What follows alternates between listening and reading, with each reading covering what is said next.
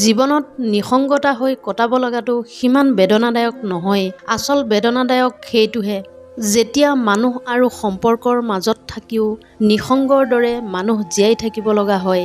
নিসংগতাত জীয়াই থকা মানুহে নাকান্দে, কিন্তু উচুপি কান্দিব লগা হয় আপোন সম্পৰ্কৰ মাজত থাকিও নিসংগতাৰ অনুভৱত জীয়াই থকা ভুক্তভোগীজনেহে। অকলশৰে থকাটো সাহস, কিন্তু সম্পৰ্কৰ মাজত থাকিও অকলশৰীয়া অনুভৱত জীয়াই থাকিবলগীয়া হোৱাটো অসহনীয় শাস্তি। যিসকল লোকে আপোনাক বেয়া পায় বা ঈৰ্ষা কৰে, আচলতে তেওঁলোকে আপোনাক ঘিণ নকৰে।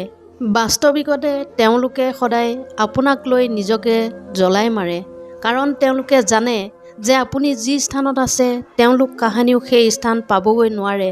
যদি আপোনাক তেওঁলোকে বেয়া পায় তেন্তে কিয় নিজতকৈ তেওঁলোকে আপোনাৰ খবৰ বেছিকৈ ৰাখে? আপুনি কি কৰে, কলৈ যায় সেইবোৰত কিয় 24 ঘণ্টা নজৰ ৰাখে?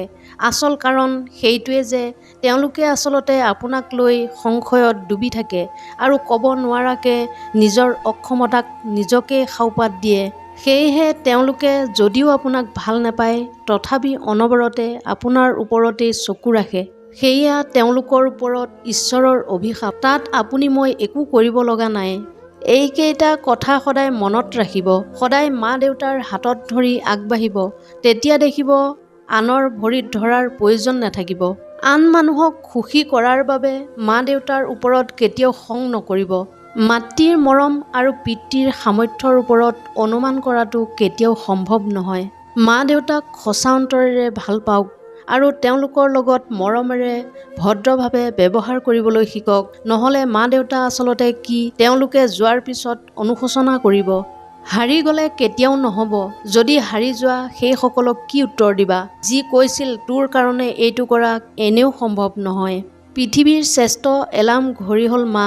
আপুনি যদি 7 বজাত জগাই দিবলৈ কয় তেতিয়া মায়ে আপোনাক 6 বজাতে জগাই দিব আৰু ক'ব 8 বাজিবৰ হ'ল।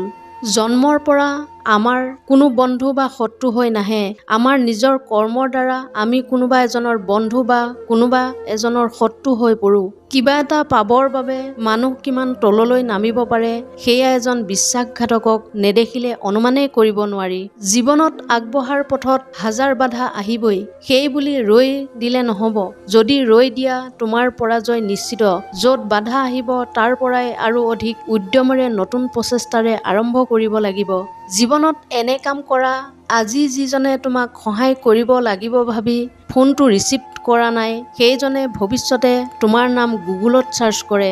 এটা বেয়া ফলৰ বাবে যিদৰে এজোপা গছক কাটি পেলোৱা মূৰ্খামি, ঠিক একেদৰে কোনো বেয়া ল'ৰা ছোৱালীৰ বাবে সমগ্ৰ ল'ৰা ছোৱালীকে দোষাৰোপ কৰাও মূৰ্খামি। জীৱনত আঘাত আমি নিজৰ ভুল সিদ্ধান্ত বা ভুল কৰ্মৰ পৰা পাওঁ আৰু দোষ দিওঁ ভাগ্যক। মায়া বস্তুটো বহুত মাৰাত্মক। চেহেৰাৰ মায়াতকৈ কথাৰ মায়া বেছি মাৰাত্মক। কথাৰ মায়াত সোমাই হাজাৰ লোক প্ৰতাৰিত হয়।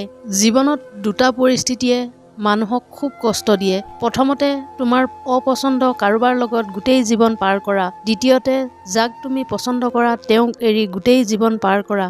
এনেধৰণৰ মটিভেশ্যনেল ভিডিঅ' পাই থাকিবলৈ মোৰ চেনেলটো ছাবস্ক্ৰাইব কৰি ৰাখিবলৈ নাপাহৰিব। পুনৰ অন্য এটা ভিডিঅ'ৰ সৈতে লগ পোৱাৰ প্ৰতিশ্ৰুতিৰে আজিৰ এই খণ্ডটোৰ পৰা বিদায় লৈছোঁ। ধন্যবাদ।